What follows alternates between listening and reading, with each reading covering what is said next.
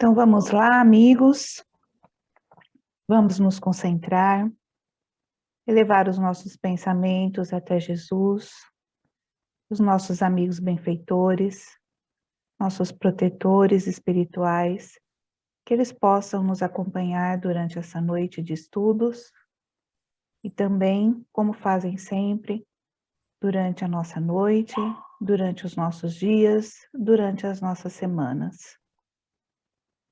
Que estejamos, Senhor, com o coração aberto a receber os teus ensinamentos, colocá-los em prática, para que possamos fazer com que a nossa jornada, com que a nossa encarnação obtenha êxito no caminho de Jesus. Que possamos partilhar com os nossos os momentos de fé, de alegria e de esperança. Jesus, obrigado por mais essa oportunidade. Bons amigos espirituais, estejam conosco hoje e sempre. Que assim seja.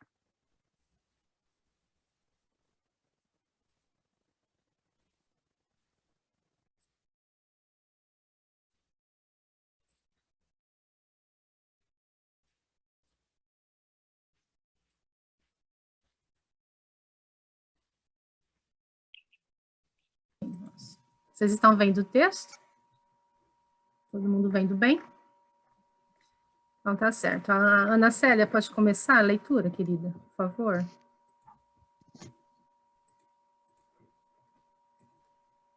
Consegue me ouvir? A gente te ouve um pouco longe. Lê a parte em azul, depois a Eliana continua. Bem compreendido, mas sobretudo bem sentido, o Espiritismo leva aos resultados acima expostos que caracterizam o verdadeiro espírita como o cristão verdadeiro, pois o mesmo é que o outro. O Espiritismo não institui nenhuma nova moral, apenas facilita aos homens a inteligência e a prática da do Cristo, facultando fé inabalável e esclarecida aos que duvidam ou vacilam. Muitos, entretanto, dos que acreditam nos fatos das manifestações, não lhes apreendem as consequências, nem o alcance moral, ou, se os apreendem, não os aplicam a si mesmos. A que atribuir isso? A alguma falta de clareza da doutrina? Não, pois que ela não contém alegorias nem figuras que possam dar lugar a falsas interpretações. A clareza é da sua essência mesma e é de onde lhe vem toda a força, porque a faz ir direto à inteligência. Nada tem de misteriosa e seus iniciados não se acham de posse de qualquer segredo, oculto ao vulgo.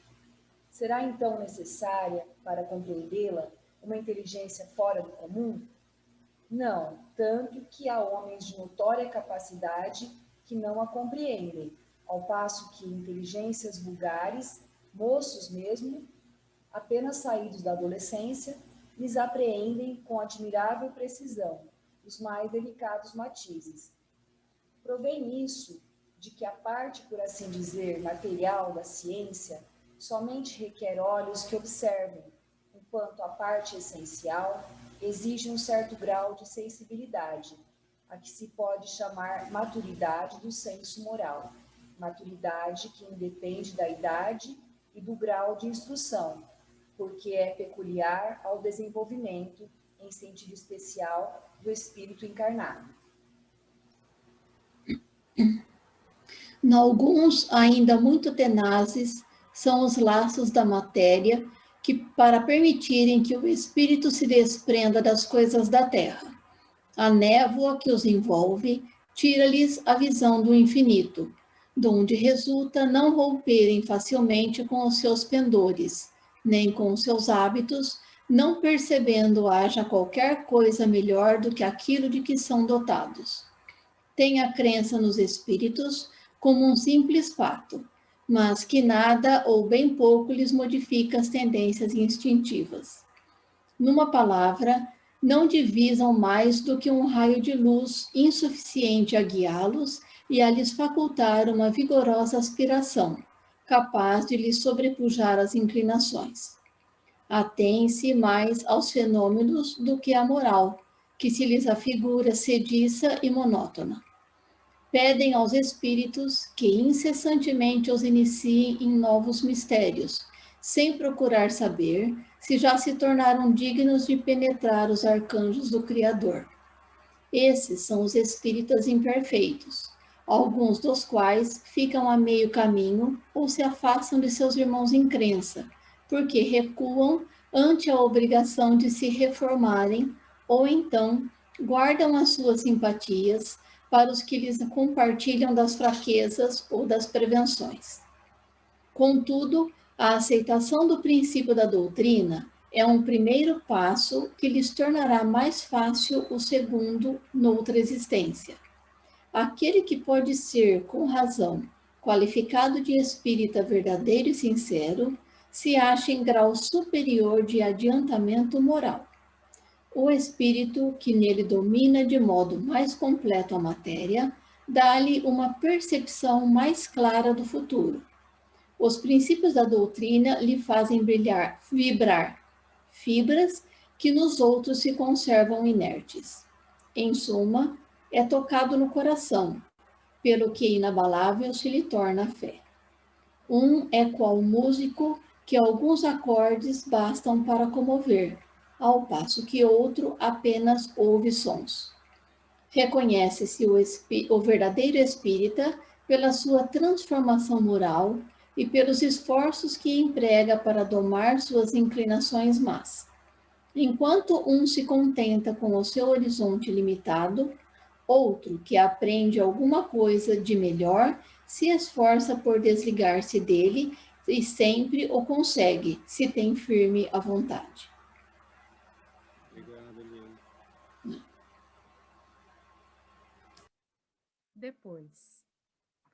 Depois de ouvir a palestra esclarecedora, cultive-a junto dos companheiros ausentes. Ensinamento ouvido, riqueza de aprendizado. Depois da notícia edificante, transmita-a sem demora aos irmãos carecentes de estímulo. Ânimo levantado, rendimento em serviço. Depois de ler a publicação doutrinária, passe adiante, clareando outras consciências. Palavra escrita, ideia gravada. Depois de entender as frases do livro edificante, imprima-a no próprio verbo. Estudo assimilado, conversação enobrecida. Depois de reconhecer o próprio erro, conserve a experiência, divulgando-a no instante oportuno. Queda de alguém, apelo a muitos. Depois de observar o acontecimento digno de atenção, saliente o aviso que ficou. Fato proveitoso, lição da vida. Depois de substituir o objeto usado por outro novo, conduza-o a mãos em maiores necessidades. Traste velho na frente, auxílio na retaguarda. Depois de um dia, de uma tarefa, de uma crise, de uma enfermidade, de uma viagem ou de um encontro, algo se modifica em nosso espírito para melhor e devemos ofertar aos outros o melhor ao nosso alcance, sem deixar qualquer auxílio para depois. Emmanuel e André Luiz, no livro Estude Viva. Muito bom, obrigado a todos. Eu faço uma breve introdução antes de convidar a nossa amiga Val para iniciar os comentários. Eu já vi, não uma única vez, mas eu já vi algumas vezes conferencistas que trabalharam esse tema que nós vamos estudar e exploraram durante 1 hora de conferência uma frase. Então, para quem tem olhos de ver, né, e esperemos que nós tenhamos hoje, né, juntos, olhos de ver, né, porque é um texto que nos leva a múltiplas reflexões E é bom, né, que estando todos juntos e em família, em amigos, nós vamos conseguir certamente fazer luz, né? Mas é muito rico e cada frase desse texto dá realmente uma hora de reflexão, pelo menos, né? Então, vamos tentar extrair o máximo que nós pudermos juntos hoje para as nossas reflexões. Então, eu convido a Val para iniciar e após a gente vai revezando e passando a palavra.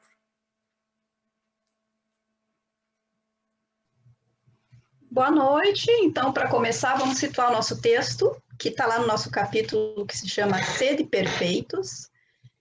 E só o título já é um desafio, né? Porque como buscar essa perfeição que Cristo nos pede, sabendo que nós somos tão imperfeitos? Eu acho que esse texto ele traz um pouco a resposta, porque ele vai dizer ali que a perfeição, a melhor que nós podemos no nosso estado, né? Esse esforço de tentar dar o melhor para os outros, como ele fala no segundo texto ali, né? Que depois de cada experiência, tentar oferecer o que a gente aprendeu de melhor para os outros. E é interessante porque hoje a gente estava aqui em casa comentando, o Paulo leu um texto de um livro do Chico, que são contos, e tem um conto que se chama A Ficha. Não sei se vocês conhecem. É muito legal, porque são historinhas, né? E nesse da ficha ele conta, vou tentar resumir, se eu errar alguma coisa, você me corrige. É a história de um espírita, um trabalhador, né? Que é mais ou menos em torno de 50 anos, que ele tem um sonho. Ele sonha que ele desencarna e que quando ele chega no céu, né? Ele tem, eu acho que uma entidade que diz para ele, mas primeiro a gente vai pegar a tua ficha. E aí eles tiram a ficha dele, então a ficha começa lá.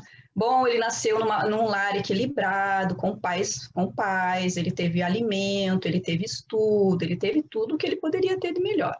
Ele cresceu, aí ele numa família católica, ele assistiu 300 missas, eu vou dizer mais ou menos os números aqui, porque eu não me lembro, mas digamos, 300, dizia os números, 300 missas. Com 28 anos ele descobriu o espiritismo, ele entrou no movimento espírita, foi aprendendo, entrou na mocidade, assistiu 522 palestras espíritas sobre os princípios cristãos, né? E tudo que ele foi, tudo que ele trabalhou, e daí, quanto mais avançava a ficha ia dizendo, ele conseguiu juntar como patrimônio, sei lá, 300 mil.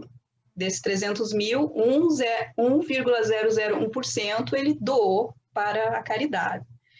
Ele não conseguiu resolver os problemas de conflito com seus vizinhos. Todas as coisas que ele não tinha conseguido fazer, mesmo tendo tido tudo para ter aprendido alguma coisa, né? E daí a ficha cada vez ia aparecendo mais os seus defeitos. Quanto mais avançava a lista da ficha, mais defeitos, né, iam aparecendo. E daí ele acorda, e daí ele conta para os colegas, né, para os seus colegas, para os seus amigos, o sonho que ele teve, que ele achou muito interessante. E aí ele diz que aquele sonho meio que sacudiu ele, e ele chama os amigos, né, os companheiros de trabalho, para uma reunião no dia seguinte, porque ele queria trabalhar mais. Ele diz, não, eu preciso me dedicar mais, eu posso fazer mais, né? E aí, no dia seguinte, quando os amigos chegam na casa dele para essa reunião, né, que ele queria se implicar mais no trabalho, ele tinha tido um ataque cardíaco e tinha desencarnado. Então, é muito forte como conto, porque fala da nossa história, né, de uma história de um trabalhador espírita que acha que entendeu e que ainda não conseguiu aplicar. Então, mesmo tendo ouvido tantas vezes, repetindo tantas vezes, discutido, ensinado, ele ainda não tinha conseguido se relacionar com seu vizinho, ele ainda não tinha conseguido entender que ele podia fazer mais, ele ainda não tinha conseguido se desapegar das suas... Então, você vê assim que são tantas coisas que a gente ainda precisa trabalhar, mas que a gente precisa começar por reconhecer que não somos perfeitos, e entender que ser espírita nós não somos melhores e nós não somos aqueles que entenderam, nem os eleitos, nem nada disso. Nós somos aqueles que estamos tentando reconhecer os nossos erros e tentando se melhorar e tentando oferecer o melhor que a gente tem hoje para os outros, porque não é porque a gente não é perfeito que a gente não pode fazer nada, muito pelo contrário, né? Então, eu acho esse texto, como César falou, ele é muito desafiador como reflexão. Porque só o fato dele dizer um verdadeiro cristão, um verdadeiro espírito, o que quer dizer isso? É forte isso como, né? O que é esse verdadeiro? O que é isso que ele fala, o ser tocado, né? Ele fala o verdadeiro espírito é aquele que é tocado, que é tocado moralmente, que é tocado como alguém que se sente tocado por uma música e não escuta só o barulho, ele é tocado pela música, ele se emociona com a música, não é só o som que ele ouve. Então, eu acho que é o que a gente busca, mas é isso, deixar passar a palavra. Perfeito, Val. Eu encadeio rapidamente e passo a palavra a outro. Me chama a atenção no texto que ele fala que tem uma certa maturidade do senso moral, né? E lembro de um outro texto que está na Gênese, quando Allan Kardec analisa o bem e o mal, e ele fala que num certo ponto da nossa vida, né, a força de viver, de repetir experiências, de cometer os mesmos erros, né, no processo evolutivo nosso, e de fazer excessos, né, porque descobrindo o livre-arbítrio, muitas vezes nós começamos a exagerar, a testar a paciência de Deus, né, e a gente não quer só comer os 500 gramas que o nosso estômago comporta, a gente quer comer 3 quilos e aí passa mal, né? E aí a gente vai aprendendo com a dor, com o sofrimento. E aí Allan Kardec fala que a força de sofrer, uma hora a gente cansa. E aí a gente começa a se dizer, bom, eu queria outra coisa. Né? E a gente vai descobrindo que existe no universo uma coisa boa, né? E tudo que foi feito com amor, foi feito pelo bem, foi feito para que a gente seja feliz. E que a nossa cabeça dura de ficar testando a paciência de Deus acaba sempre em sofrimento para nós mesmos, né? E que Deus nos dá a liberdade, mas ele esconde na liberdade a lei de ação e reação, né? Então, e a gente vai descobrindo. E chega um ponto que a gente, cansado de sofrer, a gente começa a querer esses outros prazeres que a gente ainda não experimentou. E são prazeres, como a Val disse, né, que não é ouvir uma música, é sentir a música, né? Não é ouvir o texto evangélico, é sentir a profundidade, como ele nos chama a felicidade. Como o que está ali naquela frase não é uma palavra vazia, mas ela é toda a história de vida da nossa existência, da nossa civilização. Né? Por exemplo, quando Jesus diz, né, amai o teu próximo como a ti mesmo, amai a Deus sobre todas as coisas, é a história da nossa civilização que está ali. Então, perceber isso, né, perceber que não é uma palavra, como perceber que também na comunicação dos espíritos não é uma curiosidade, né, são irmãos nossos vindo dizer, né, aquele pedido que é Lázaro, né, que é o nome dele, se eu não me engano, não aquele que é ressuscitado, mas aquele um que pede, né, a Deus que eu quero voltar e falar para os meus irmãos, né, para eles saberem que a vida continua, que tem consequência tudo que nós fazemos, e Deus diz, não, eles não precisam, né, eles já têm os profetas, eles já têm os... Mas agora parece que Deus autorizou, né, porque acho que deve ser a última chamada, né.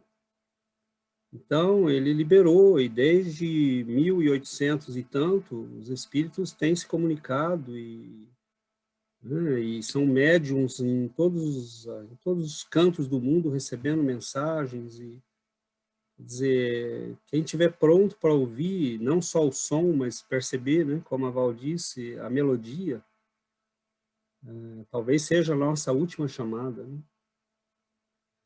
Então, essa é a hora de abrir bem os olhos, né, e os ouvidos e o coração. Então, vamos passar adiante. Palavra aberta.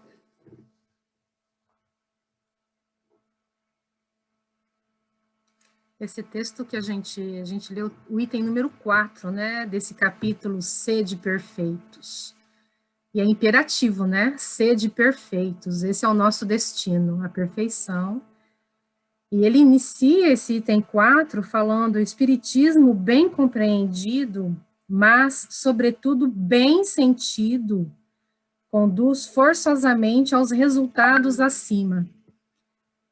Esses resultados acima dos quais ele fala é a lista que é dada no item 3, que é a lista do homem de bem. Eu não sei se vocês... é uma lista que a gente começa lendo a lista, né, para que a gente seja um homem de bem. O que é necessário para que a gente se torne um homem e uma mulher de bem, um ser humano de bem, né? Então, ele dá todas as características de um ser humano de bem. Indulgência, caridade, bondade, paciência, humildade. Então, é uma lista, assim, que a gente vai lendo, fazendo quanto a gente ainda tem que aprender, né? Quanto a gente ainda tem que caminhar. Então, ele, nesse item 3, ele dá essa relação de qualidades e de virtudes que a gente precisa adquirir para que nos tornemos pessoas de bem, ser humanos de bem, para que a gente comece, né, a trilhar esse caminho da perfeição, para que a gente seja perfeitos. E aí ele começa o item 4 dizendo que o espiritismo, bem compreendido, mas sobretudo bem sentido, vai nos conduzir forçosamente aos resultados de um homem de bem, a que sejamos um ser humano de bem. Então, é como a história que a Val contou, né? Não adianta ficar na leitura, ficar na parte intelectual, né? A gente pode ler e entender tudo que estão nos livros, mas é, sobretudo, sentir tudo isso. O sentimento passa pelo coração, passa pela emoção, passa pelo amor, né? Não adianta saber que temos que ser caridosos, temos que ser caridosos. Não adianta saber que temos que amar, nós temos que amar. Então, não é saber, não é conhecer, é praticar, é viver. Então, passa pelo sentimento, né? E quando a gente passa a sentir tudo isso, quando a gente começa olhar a vida com os olhos, né, e ver tudo lá fora, que é uma criação de Deus para nós, e ver a beleza de tudo, da vida, de tudo que a gente vê e vive, e a gente passa a ver com outros olhos, a vida fica mais emocionante, mais bonita, e eu acho que é isso, é esse sentimento que a gente tem que desenvolver, né, o sentimento não é só a compreensão, né? É isso que Allan Kardec começa nesse item 4, né? O sobretudo bem sentido. Eu estava pensando, né? Por que Jesus, quando Jesus ele escolheu os pescadores, né? Como apóstolos, e não os sábios e os filósofos de Atenas, né? Ele escolheu os simples, aqueles que poderiam aprender e sentir aqueles ensinamentos dele, né, e colocar em prática tudo aquilo. Então, tem que passar primeiro pelo sentimento, né, primeiro pelo amor, por isso que ele fala no texto também, né, que precisa de uma inteligência fora do comum para entender a doutrina espírita, e aí ele mesmo responde que não, pois a gente vê jovens, né, na tenra idade, que já colocam tudo em prática, e então é necessário que seja alguém, né, que tenha intelectual desenvolvido para entender tudo isso, né, porque é lá dentro, é a maturidade moral e espiritual que nos permite a vivência da doutrina espírita, né, sermos bons espíritas. Adriana, acho que tem uma pergunta. Adriana... Oi, João, vou baixar a mão. No caso, o que eu aprendi com o budismo, que realmente mudou minha vida sobre isso, sobre a gente ter a lista das perfeições, né, das qualidades para seguir, e a gente não saber nem como começar. E aí eles falam o seguinte, é melhor você ser um falso altruísta do que um verdadeiro egoísta. Ou seja, você, por exemplo, você tem o ímpeto de, por exemplo, você não quer dividir, não quer fazer uma doação de dinheiro, por exemplo. E aí você, com o estudo do espiritismo, de uma filosofia do budismo, você sabe que é bom para você fazer isso. Então você se força, apesar de não ser a sua verdadeira intenção naquele momento. Então você está sendo, entre aspas, um falso altruísta, né? Um falso, uma pessoa generosa, mas foi o que realmente mudou minha vida, foi que eu comecei a me forçar a ser uma pessoa, né, assim, uma pessoa esforçada, uma pessoa mais tranquila. Foi realmente fingindo que eu era uma pessoa mais evoluída, que eu me tornei uma pessoa mais evoluída, e eu cheguei realmente a sentir tudo aquilo que falavam, né? Você fazer as coisas por amor, né? Você fica, mas por que eu tô fazendo isso para as pessoas? É pelo meu karma? É pelos meus méritos, né? É para ganhar pontos com Deus, com os espíritos? Não, aí você aos poucos aprendendo que você faz por amor, aí você faz no automático e simplesmente vem, sabe? Cai uma ficha, você conecta, sintoniza com amor naquele momento, e você vê, não, aí você entende, né?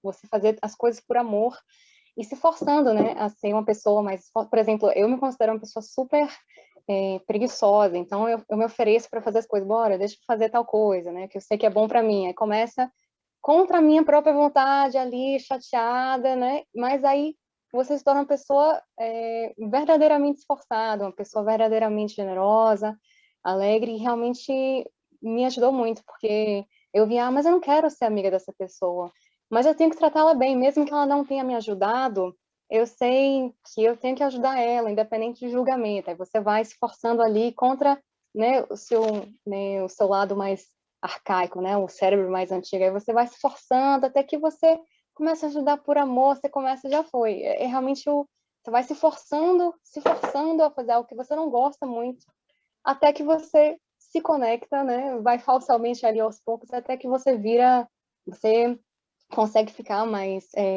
tranquila e também mais generoso, né, mais amoroso e tal. Então, foi isso, né, que eu aprendi, que é mais interessante nesse processo de caminhada, já que a gente toma, por exemplo, né, Jesus como referência, o Buda, e a gente pensa, meu Deus, como é que chega lá? Então, você vai, né, se forçando a sair da zona de conforto. É desagradável, você vai se forçando até que você consegue, né? Porque senão você fica esperando aparecer a vontade de sair para correr, de sair para ajudar pessoas. É difícil. É um pouco mais difícil, demora um pouco mais. Então, é melhor você se forçar, até que, por prática, você sintoniza e já vai amando. Você vai, assim, você não evolui, você não, né, não ilumina, mas você vai evoluindo muito aos poucos, se forçando, mesmo desagradável ali, bora, você tem que fazer, né, por amor a mim mesmo, por amor aos outros, vamos lá, é importante para mim. Aí você vai meio chateado, mas bora vai. Então, pelo menos é o que funciona para mim, porque senão a gente se acomoda e fica ali, não, eu sei, né, a teoria, eu tenho que amar, vamos amar, mas você não se coloca em situações para realmente agir no amor, né? Para você ter essa oportunidade, você, depois eu faço, depois, em outro momento. Eu tenho até um colega que falou que quer resolver os problemas na próxima encarnação, entendeu? Não, deixa para a próxima encarnação que eu resolvo.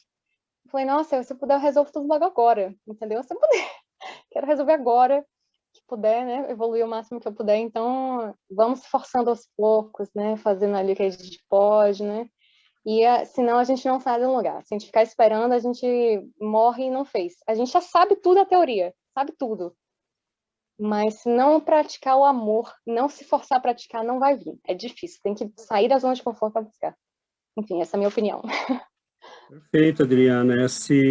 Mas aproveita a tua fala para lembrar, né, que no final do texto ele fala que o espírita é aquele que se esforça, né, para superar suas más tendências e fazer o bem, né?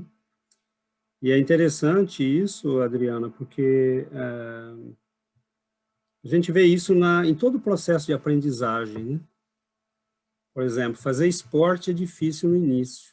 A gente tem que vencer a preguiça, a inércia, mas depois fica gostoso, e aí você não quer parar, né? Então, aprender uma língua é dificílimo no início, mas depois, quando você começa a entender as frases, alguém que fala uma frase na televisão, aquilo te encanta, né? E você fala, poxa, né? Eu consegui. E é interessante, porque é muito bonito, a gente como professor tem esse, acho que provavelmente é o pagamento que eu tenho como professor, é quando tem uma questão complicada, uma situação difícil, um aluno que está tentando entender, e a gente vê que é um aluno que se esforça, tudo, e de repente você começa a explicar, e ele olha e fala, ah, entendi. Isso não tem preço, né? Porque esse prazer, ah, entendi, é o que vai alimentar a chama dentro da pessoa para que ela entenda o prazer que tem em entender. Então, fazer o bem é a mesma coisa, né? Isso que a Adriana está falando, e aproveita a tua fala, porque eu acho que cabe muito bem nisso, né? Esse esforço que às vezes é difícil no começo, que a gente, né, tem que fazer aquele esforço danado, né? E com o tempo, a gente vai descobrindo nisso um prazer que a gente não conhecia, e são esses prazeres da alma que nós estamos buscando, né? Porque nós estamos vinculados há muitos séculos à mediocridade, aos prazeres do corpo, né? Ao poder, à vaidade, ao dinheiro, e nós conhecemos muito bem esses prazeres, porque existe prazer nisso também, mas são prazeres que acabam sempre em sofrimento no final. A gente sempre acaba no sofrimento, na miséria moral, para ter, né, esses prazeres, a gente acaba traindo, machucando, roubando, assassinando, e sempre voltando, né, ao eterno ciclo das reencarnações dolorosas. E se a gente permitir a nós mesmos, né, se a gente se permitir aos outros descobrir esse prazer que existe no entendimento, no bom, no belo, a gente vai dar esse passo, a gente vai... Eu acho que nós já chegamos nesse ponto, né? Que nós vislumbramos esses prazeres nas emoções que a gente sente, quando alguém fala uma frase que nos toca, na emoção da presença dos espíritos bondosos que nos envolvem nos momentos de prece, de reflexão, é quando nós ouvimos uma música que nos convida, né, à elevação de espírito. E esses prazeres que nós estamos começando a sentir, eles nos incitam a querer mais, né? A gente gostaria de ter esse estado de elevação de espírito permanentemente, mas a gente está brigando por isso, né? É esse o trabalho, é esse o esforço. E a Adriana deu uma boa ideia, né, de como fazer isso, que às vezes no começo é difícil. Mas vamos lá, vamos passar a palavra.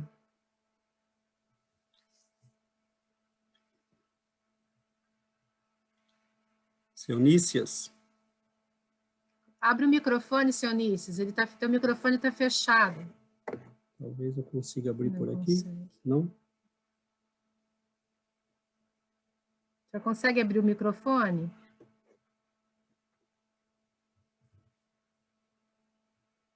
Então, a gente espera um pouquinho, a hora que o senhor conseguir abrir, a gente passa a palavra a Eliana, Deolinda, vou chamando.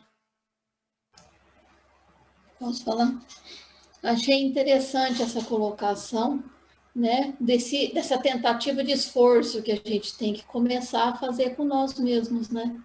Porque a gente sabe tudo que é necessário fazer.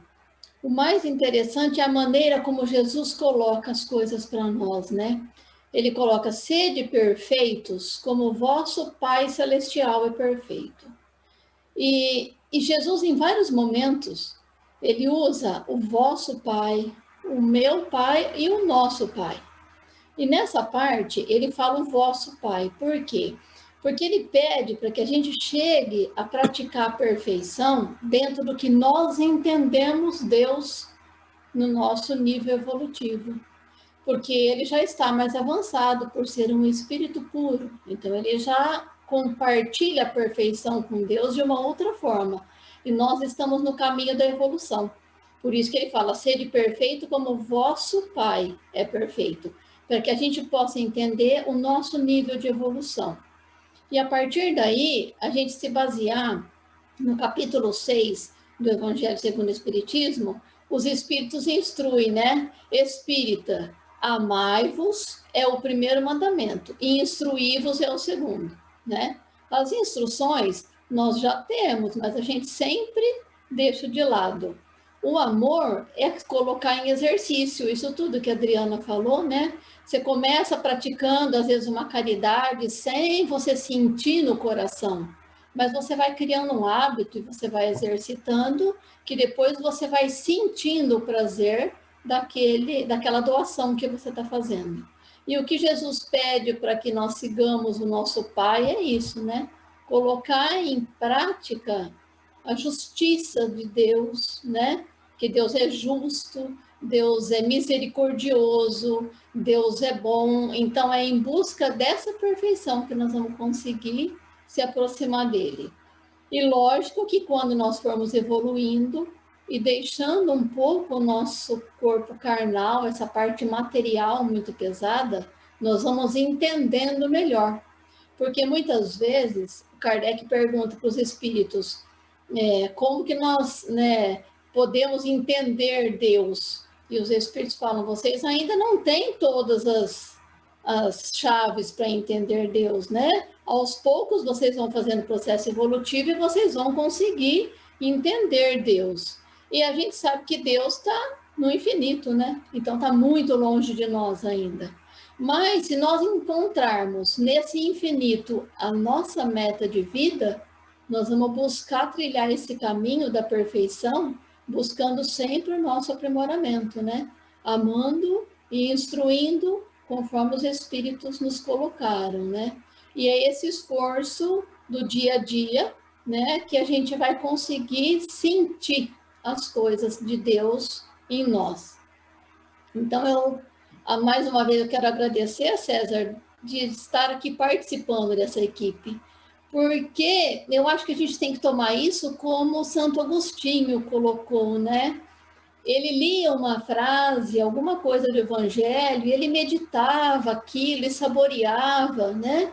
Então, que a gente possa pegar esses ensinamentos aqui do nosso encontro e passar a semana inteira, até o próximo encontro, buscando o que a gente pode aprimorar isso na nossa vida, como a gente pode colocar isso em prática. Então, assim, eu agradeço muito de poder participar com vocês, porque isso tem enriquecido bastante a minha pessoa e que a gente possa continuar junto, trocando informações, né? Obrigada. Nós todos que agradecemos e quero chamar a atenção aí, antes de passar a palavra para o senhor Nícias, a Adriana já deu a primeira dica, né? Bom, a Val deu a primeira, né? Que a gente não adianta saber, tem que passar para a ação. A Adriana falou que se esforçar pode ser um jeito, né, de fazer isso. E a Eliana acabou de lembrar para a gente a terceira dica na série, né, que a gente, depois que estuda tudo isso, é uma boa ideia passar a semana refletindo sobre isso. Porque aí a gente se cobra, né? Voltar no primeiro item e no segundo. Mas vamos lá, vamos em frente. Seu Nícias? Está me ouvindo agora? Sim. Sim, agora está bom. Então, eu vejo assim que a pessoa compreender, né, a nossa função aqui na Terra é muito importante, porque quando eu fui trabalhar lá em Timóteo, trabalhar juntamente com os inspetores de produto, né, eu trabalhava numa área que trabalhava como chefe lá. Então, o que aconteceu? Eu não tinha essa ambição de ser gerente, essas coisas. E eu observei que as pessoas que estavam trabalhando lá, elas trabalhavam mais de um modo assim, leigo, até intuitivo, né? E eu aproveitei e comecei a fazer instruções e dar curso lá dentro. É uma coisa que não existia, porque as pessoas que entravam como engenheiro numa empresa, eles queriam só cargo, só mandar, né? E, inclusive, teve um dia, depois de algum tempo lá dentro da empresa, o gerente me perguntou assim, você não tem vontade de ser gerente, não? Eu assustei, né? porque eu estava fazendo um trabalho de que, se não houvesse o desenvolvimento daquele pessoal que está lá, juntamente com a máquina, não daria resultado algum. Então, eu vi o seguinte, que aquilo ali foi o meu primeiro passo para eu compreender assim, a necessidade da humildade, da gente deixar circular, né, a boa vontade, a paciência, a tolerância, e abafar como o quê? Colocar o orgulho abafado. Porque eu escondi aquele orgulho e me coloquei na área mesmo, né? Eu ficava lá na área ensinando o pessoal ultrassom, as máquinas todas, sabe? Isso aí, para mim, assim, eu estou dizendo mais nesse caso aí, porque dentro da minha mediunidade ostensiva, né?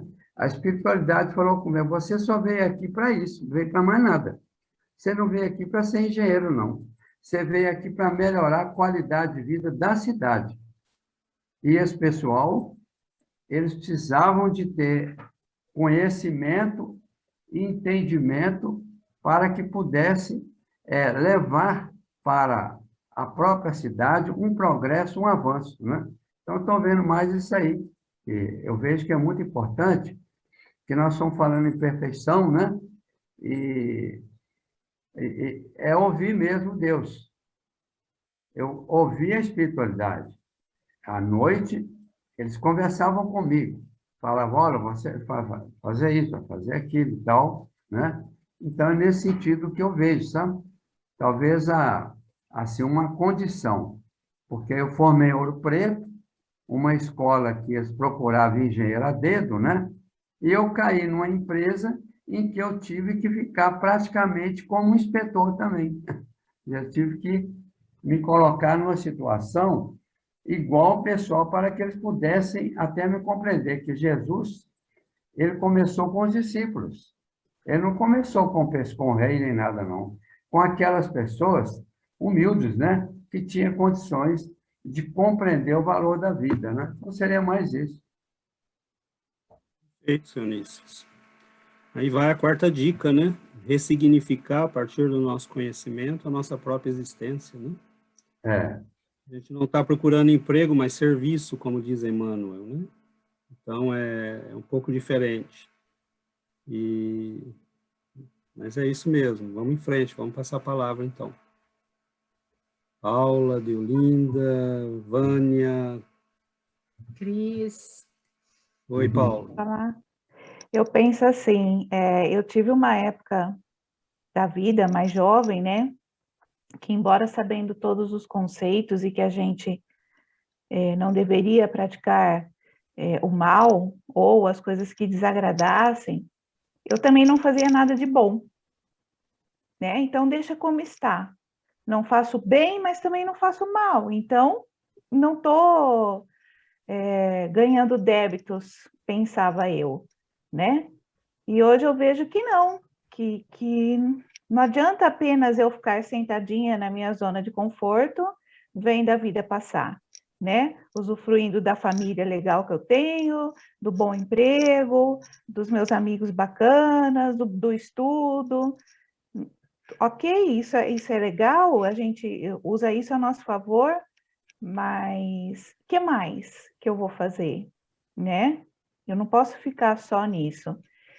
E eu me apegava no fato de ter sempre um amanhã.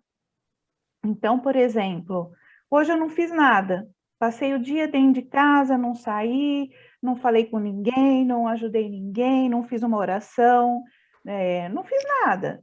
Ah, mas não tem problema, eu tenho amanhã, então amanhã eu faço, né? Ah, nesse Dia das Mães eu poderia ter ido até um lugar que atende pessoas da rua que foram tiradas mães da rua e tal. Ah, mas nesse Dia das Mães eu não fiz isso, então no próximo ano eu faço. Então a gente sempre vai deixando para depois, porque a gente tem sempre outras coisas muito mais importantes para fazer, ou até mesmo nada, né? E eu acho que a questão da gente estar vivendo essa pandemia me trouxe uma realidade da finitude muito próxima, que era uma coisa que eu não pensava. Embora eu saiba que todos nós vamos desencarnar um dia e que não sabemos quando vai ser, eu sempre achei que seria muito longe e que daria sempre tempo de eu fazer tudo. E não é assim que funciona, né? Porque a gente não tem esse controle. Então, a gente não tem esse controle de quando vamos desencarnar, não temos o controle do que pode acontecer a nós, que não nos permita fazer o bem a alguém, né? Podemos ficar condicionados a uma situação que, mesmo que a gente queira fazer, a gente tem uma incapacidade, seja ela qual for. Mas para fazer o bem, a gente sempre pode se mexer e fazer alguma coisa. Os nossos pensamentos para uma pessoa já é uma forma de caridade. Então, por que não fazer e não fazer hoje? Sair da zona de conforto. Então, essa é a minha luta diária. Então, quando eu me vejo em situações assim, que eu sei que eu poderia fazer algo para alguém, e muitas vezes eu paro e penso, não, mas depois eu vejo isso e eu não tenho mais feito isso, eu quero resolver naquela hora, porque eu não sei o que pode acontecer no dia de amanhã, e se a oportunidade está sendo me dada ali, eu vou aproveitar, entendeu?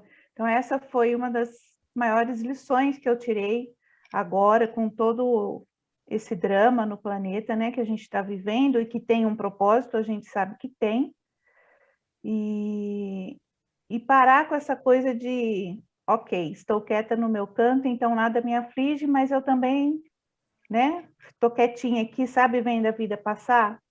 Ver a vida passar não vai levar a lugar nenhum, porque eu tenho certeza que todos nós que estamos aqui nos propusemos a uma encarnação que buscamos algo melhor para nós, e não para ficar sentado vendo a vida passar, né?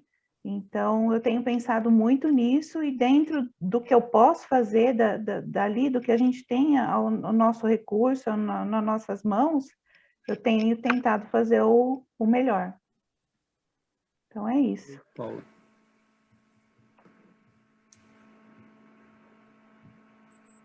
Posso falar? Boa noite a todos. Estou ouvindo vocês aí. Me lembrei de uma fala da Cione, novamente, e se me permitem, eu vou ler uma parte aqui para vocês. Ela está na casa do Cirilo, né, Ana, que é a pai e a madrasta, e eles estão falando sobre evangelho. E aí entrega o Novo Testamento para ela, mas antes de abrir, ela explica que no grupo familiar dela, lá na Espanha, o tutor, que nada mais é do que Emmanuel, né, dizia que o estudo das letras santas é comparável a uma pesca de luzes celestiais. O rio da vida, afirmava, está sempre correndo e é indispensável energia serena e vontade ardente, a fim de mergulharmos na coleta dos valores divinos. Enquanto o homem se mantiver tíbio, desencantado, indiferente ou pessimista, dificilmente poderá encontrar no Evangelho algo mais que sublimes apelos do Senhor. Em tais condições negativas, recebemos os convites do Cristo, mas frequentemente ficamos ignorando a tarefa. Somos chamados ao banquete da verdade e da luz, mas compareceremos como comensais bisonhos, mal sabendo como iniciar o suculento repasto. O ensinamento de Jesus é vibração e vida, e como o estudo mais simples demanda o esforço de comparação, não podemos versar o Evangelho sem esse esforço. E aí ela continua falando, né?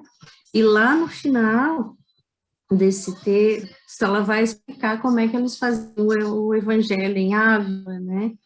E me chama muito a atenção, e é a segunda vez que eu comento isso aqui no grupo, mas ela vem a falar aquela questão de entender, né, o Evangelho, meditar, sentir e vivenciar, que tem muito a ver com isso aqui, porque aqui ele nos fala, então, né, provém isso de que a parte, por assim dizer, material da ciência somente requer olhos que observam, enquanto a parte essencial exige um certo grau de sensibilidade, que é a maturidade do senso moral.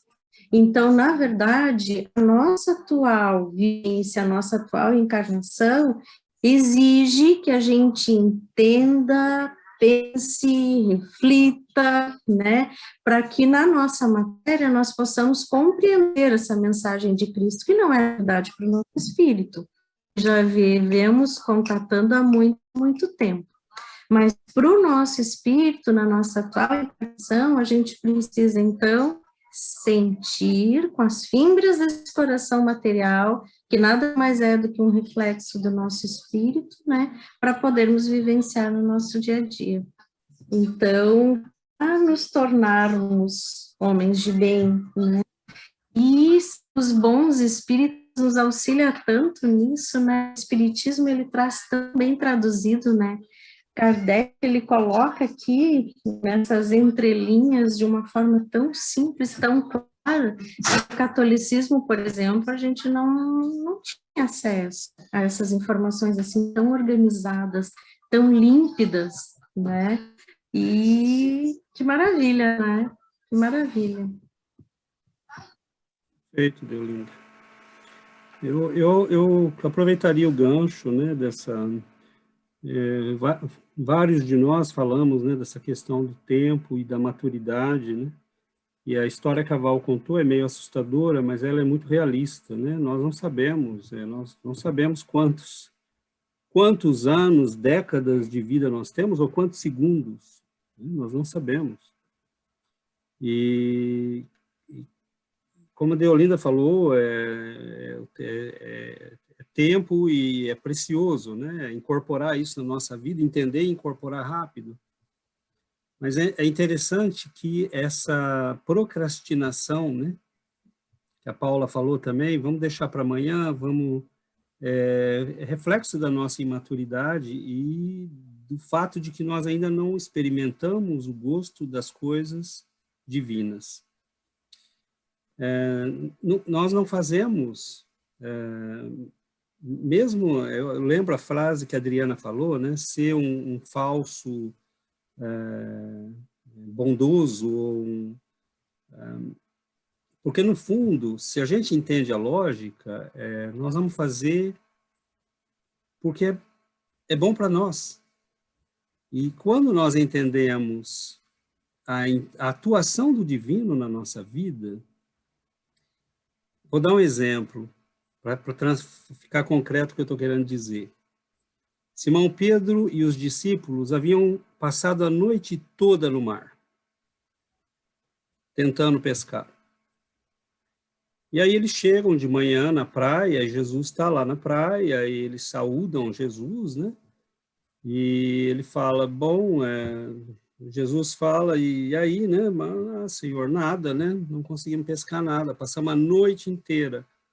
E Jesus diz, mas lança a rede, né, à direita do teu barco. E Simão fala, mas Senhor, nós ficamos a noite inteira tentando, né? Lança. E ele lança. E ele precisa chamar outro barco para ajudar, porque as redes estavam, né, se rompendo por causa da quantidade de peixes. Então, a gente passa décadas tentando acertar as coisas. Fazer, conseguir, realizar, e a gente faz um esforço tremendo, e aí chega o divino e diz, faz isso, e tudo encaixa. Então, quanto tempo nós vamos ficar até entender? Então, quando Jesus dizia, né, buscai primeiro o reino de Deus, né, e tudo mais se vos acrescentará, é porque toda a nossa vida entra no eixo quando o divino está atuando na nossa vida, quando nós estamos em conexão com Deus. Senão, nada encaixa. E a gente vai ficar a noite inteira tentando pescar e não vai pegar um bendito peixe. Então,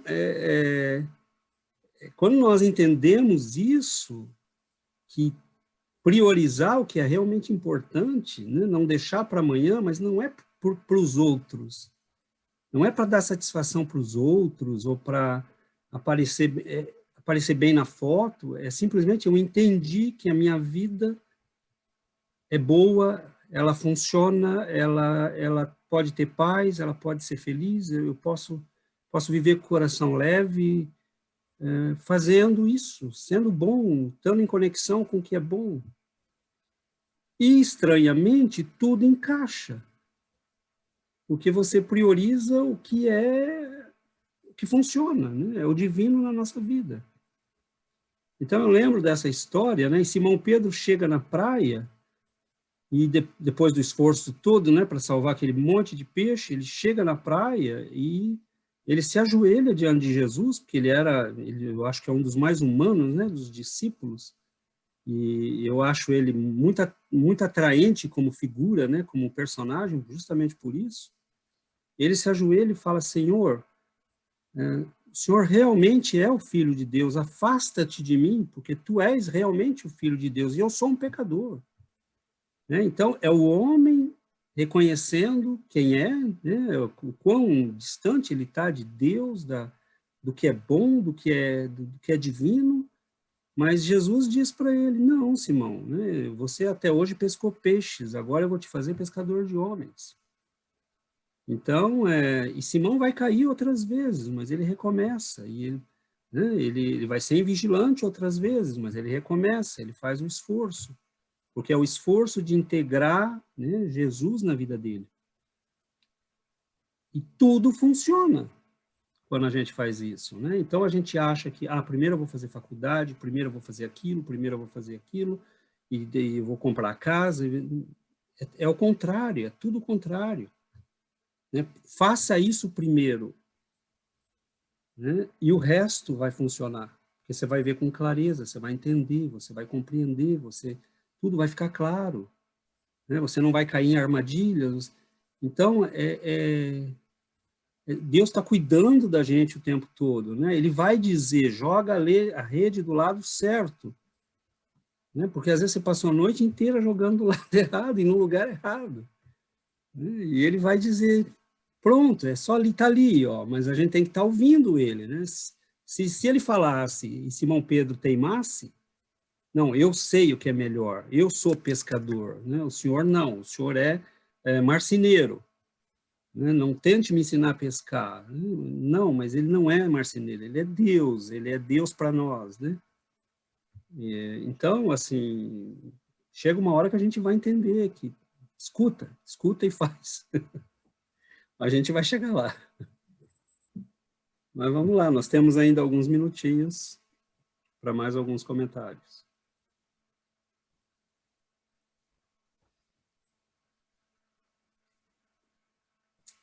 Então, vou fazer mais uma. Não. Então, dentro disso, com o objetivo de Jesus, é que nós tenhamos autonomia, né? E usando esse exemplo do César, de Jesus com Simão Pedro nessa questão da pesca, se a gente for pensar, o objetivo é que nós aprendamos a desenvolver sensibilidade para a gente saber onde estão os cardumes, né? Porque os cardumes não estão no mar inteiro, né? Quais são as correntes, entender do mar, entender dos peixes, entender da natureza para sermos bons pescadores, né? E se estamos aqui para sermos pescadores de almas, já a gente está se propondo, né, a ser, né, que a nossa alma seja, então, a primeira a ser pega nessa rede da nossa própria compreensão, né, da nossa própria aceitação disso tudo. E que maravilha se a gente conseguir, né, pescarmos, né, já seria o máximo. Se a gente conseguir ouvir, né, quando ele fala, já seria um bom começo, né? Depois, se a gente conseguir ir adiante, vai ser perfeito, né? Então, mas é isso, é um ciclo, né? ouvir, fazer e levar aos outros, né? Porque Simão Pedro não ficou ali pescando e querendo que Deus desse para ele, né? Ou Jesus desse para ele sempre a direção certa, né? Ele foi para a vida, como a Deolinda disse, ele foi viver, ele foi sofrer, ele foi testar o conhecimento que ele havia aprendido, né? E caiu outras vezes, levantou, continuou, né? E acho que isso ensina um pouco a gente, né? Nós vamos cair, nós vamos sofrer, nós vamos, às vezes, fazer com grande esforço até que aquilo venha a ser uma coisa natural. Mas quando a gente descobre o prazer que existe nisso, e a gente compara com os prazeres aos quais a gente tem dedicado a nossa vida por milênios, né? Foi um aprendizado, não tem nada de errado, né? A gente está aprendendo, não é condenação, é aprendizado. Mas quando você compara esses prazeres do espírito, né, com tudo que a gente viveu, você começa a entender que, poxa, até quando, né? Eu vou viver para aquilo que acaba em cinzas, quando eu posso viver para aquilo que vai me transformar em luz. Então, é um aprendizado, né? Spinoza diz, né, no livro A Ética, que você só deixa um prazer por um prazer maior. Você não deixa um prazer por nada, né? Então, quando a gente acha que eu virei cristão, então agora a minha vida vai virar uma vida triste, de sacrifícios, de renúncias, não entendeu. A pessoa não entendeu. Você está deixando a miséria e a mediocridade pelo verdadeiro prazer. Aqueles que se dedicaram, né, e as grandes almas, como a Deolinda deu o exemplo de Alcione, né, e outros, são séculos, às vezes, de dedicação à humanidade, ao amor, ao trabalho, mas não é porque isso era um sacrifício. Porque eles já sabiam o prazer que se escondia nisso. A paz que existe no final desse caminho, a serenidade, o equilíbrio, né? E o vazio que existe no outro caminho. A escolha é nossa. Mas se nós somos cristãos de verdade, entender que não há, você só deixa um prazer por um prazer maior, mas a gente precisa entender esse prazer maior, né? Né?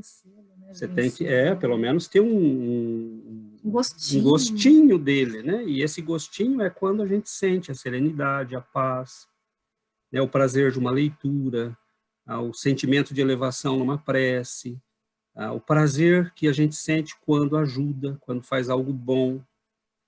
Então, esses pequenos prazeres vão nos dando, né, um gosto do que pode se esconder atrás. E aí a gente vai entendendo por que algumas pessoas dedicam a vida toda a isso. Toda. Né? Não tem sentido a vida dela, e você vê as grandes almas, né? Infelizmente, Deus nos tem mandado muitas, né? E a gente não pode dizer que não tem exemplos. Então, é isso. Eu acho que nós estamos descobrindo este prazer novo, né? Que está na dimensão do espírito, da alma, do coração. E aí justifica o esforço. Que a gente quer sair de algo menor para algo maior. E a gente começa hoje, né? Começa já, ontem.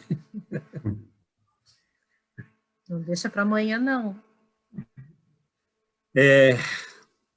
Porque a vida passa muito rápido, né?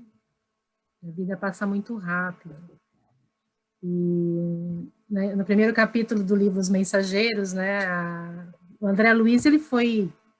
Acho que todo mundo aqui conhece a história de André Luiz. Ele chega no mundo espiritual, ele foi um médico, ele viveu a vida dele. E aí toda aquela vivência dele, né, no mundo espiritual, como em aprendizado, aí os remorsos que ele sentiu, né, as angústias que ele viveu ali, de ter visto toda a vida que ele desperdiçou, né, entre aspas, ele desperdiçou a vida, porque ele nunca trabalhou, ele nunca viveu para o espírito, ele viveu para a matéria, né? Então, toda aquela vivência dele, que ele descreve para a gente em Nosso Lar, faz com que ele amadureça. E aí ele começa a ver a beleza do aprendizado dele, das lições de Cristo, com outros olhos, né? Aliás, não com os olhos, mas com o coração. Ele começa a leitura que ele faz passa a ser diferente daquela que ele fazia, né? E aí Narcisa, ela fala, né? Ela tem uma conversa com ele na introdução, no primeiro capítulo do livro Os Mensageiros, dizendo, né, a importância desse amadurecimento e como que isso vai se fazendo, né, na nossa vida. E a gente vai sentindo, né? Porque enquanto a gente não sente, as lições do Cristo são simples palavras, mas quando a gente começa a viver as lições de Jesus e colocá-las em prática, a nossa vida se transforma. E aí a gente, e lendo os livros de André Luiz, a gente vai vendo a transformação pela qual ele vai passando, né, de um livro para o outro, tudo que ele vai aprendendo e vivendo, e porque ele começa a sentir, né, a diferença, né, e sentir o que Jesus quis nos ensinar, né, o amor, né, o perdão, a humildade, a caridade, e que a gente comece, né, hoje, urgente. Aliás, a gente já começou, nós estamos aqui no domingo à noite fazendo isso, né. Um bom sinal. Mas tá bom. Se ninguém tiver mais nenhuma fala de último minuto, nós vamos encerrar. Okay. Vamos fazer a nossa prece.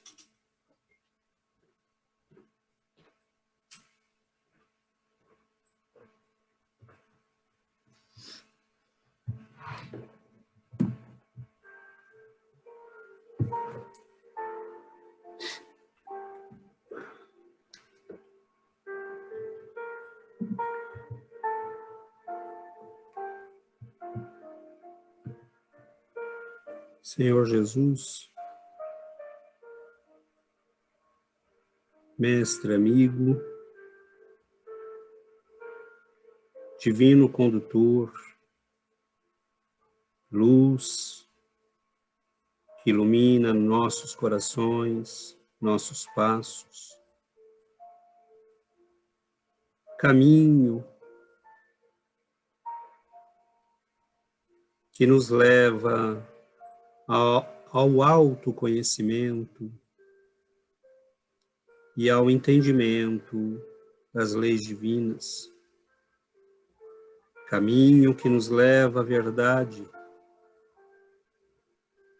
verdade que nos leva à vida plena. Senhor Jesus, nós não temos condições de nos dirigirmos ao Senhor. Mas como Simão Pedro, nós não pediremos, Senhor, afasta-te de mim. Na verdade, nós queremos pedir, acolhe-nos, Senhor, mesmo na nossa pobre condição. Como Simão Pedro, nós reconhecemos, Senhor, a nossa condição. Quão pequeninos, mas se somos pequeninos, nós podemos nos abrigar nos teus braços. Se somos frágeis e reconhecemos a nossa fragilidade, nós podemos caminhar aceitando, Senhor, a tua condução. Então, Mestre, como aquelas pequenas ovelhinhas, felizes por verem o pastor, que se sentiam perdidas, desamparadas, desprotegidas, e sentem aquela enorme alegria quando ouvem a voz do pastor. Nossos corações se alegram, porque nós estávamos perdidos e fomos encontrados. Estávamos mortos para a vida do Espírito e ressuscitamos. Então, Senhor, nós pedimos que o Senhor estenda as mãos sobre cada um de nós. E nós sabemos que nestes momentos o Senhor nos ouve. Sim, Senhor, somos nós, os velhos pecadores do passado, aqueles que não te escutávamos. Mas agora, Senhor, nós aprendemos a ouvir. E vamos silenciar, Mestre, para ouvir a Tua voz. A voz destes amigos que em Teu nome nos visitam, que envolvem nossos corações, que nos trazem as energias superiores, lembrando aos nossos corações velhos e cansados que há uma vida nova a ser vivida, que há um novo dia que espera por nós. E nós vemos, Senhor, o sol que desponta no horizonte, que nos convida a semear, a trabalhar com esforço a seara do nosso coração. E nós te rogamos, dá-nos a força, a mesma que tivemos para cometer os velhos erros, para que nós façamos um novo caminho. Dá-nos, Senhor, a alegria, a boa vontade. Abençoa nossos lares, nossos familiares. Muda o nosso coração, Senhor, para que possamos olhar a vida com os olhos do Teu amor, da Tua bondade. Nós agradecemos, Senhor. Nos ajoelhamos para receber as bênçãos do Teu amor. Agradecemos com alegria e acolhemos no coração esta imensa bondade do Teu amor. Ajuda-nos, Senhor, a caminhar como a ovelha caminha na direção do pastor. Ajuda-nos, Senhor, a limpar o caminho que nos separa de Ti. Ajuda-nos, Mestre, a ouvir a voz do Teu amor na fala dos nossos benfeitores e amigos espirituais. E que as preces desta noite sejam levadas aos corações aflitos, aos nossos irmãos que caminham cegos de dor, de desespero, aos nossos irmãos que perderam a fé e se esquecem de olhar para o céu, para o sol que desponta e se acreditam ainda em plena noite. Nós te agradecemos, Senhor, e pedimos, ajuda-nos, Mestre, a sermos dignos da Tua presença. Nós nos ajoelhamos e agradecemos por estes momentos de reflexão, de aprendizado, Ilumina as nossas vidas, ilumina a nossa semana, ampara cada um de nós. Fique conosco, Senhor, hoje e para todo sempre, Mestre. Que assim seja, Senhor.